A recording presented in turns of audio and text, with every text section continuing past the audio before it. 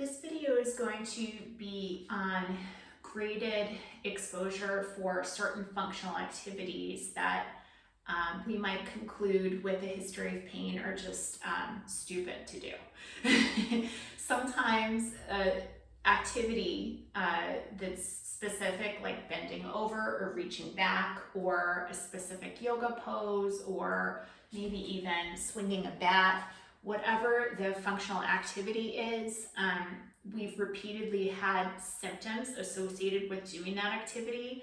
So we just, over time, consider stop doing that activity altogether because we're like, I'm gonna scratch that off my list. It's not worth the pain afterward. So one of the treatments for that is to gradually expose ourselves to that activity, because oftentimes all these functional movements make us healthier in the long run. Being able to move and enjoy our quality of life and participate in whatever activities we need to do during life is a really good thing for us. But sometimes they can invoke fear or anxiety because we just don't want to deal with the repercussions of doing it later on. So I'm just going to break down what that type of exposure would look like progressively over time for a few activities. So one could be bending backwards with our back, or even doing a bridge on the floor where we're literally, I don't know if you can see this, but it could be doing a functional motion that's like this, putting our hands here, and coming up and doing a bridge like this. So if that were a problematic type of motion, then we want to work up to it gradually and not just do what is going to set the alarm signals off in our nervous system. So one way of working up to that would be starting against the wall and simply just doing arm extension to the wall so that we're putting an exertion through our back, but it's not too anxiety provoking at that point. The next is, I'm gonna raise this up all the way here. So the next thing could be standing away from the wall and bringing our hands up and coming back, up and coming back. And we could start with just being an inch away from the wall and coming back and getting our back used to that, or shoulders, or whatever the region of complaint is. Progressively pulling in the abs, coming and controlling that motion coming backward.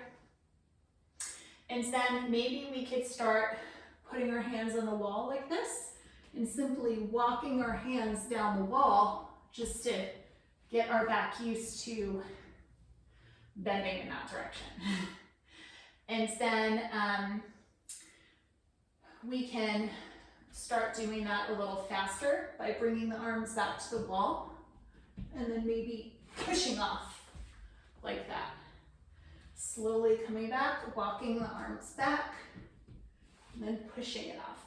So basically, we're just breaking the whole functional task down into parts and slowing it down so that it's not the pain's controlling us, it's we have a plan that we're following, and then the pain just kind of takes the background with it. So for example, we don't want to be like, okay, that was really bad, I'm not going to do it for another week.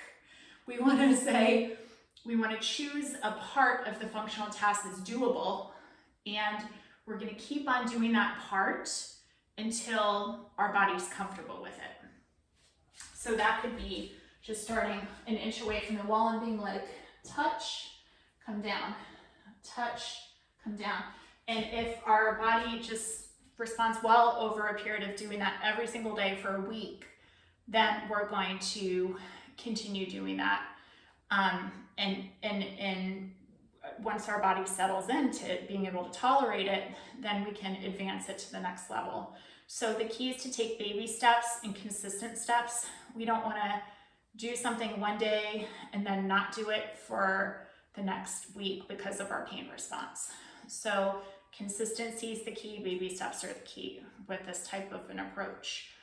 Also, things to consider is we just want to get it closer and closer to that particular environment.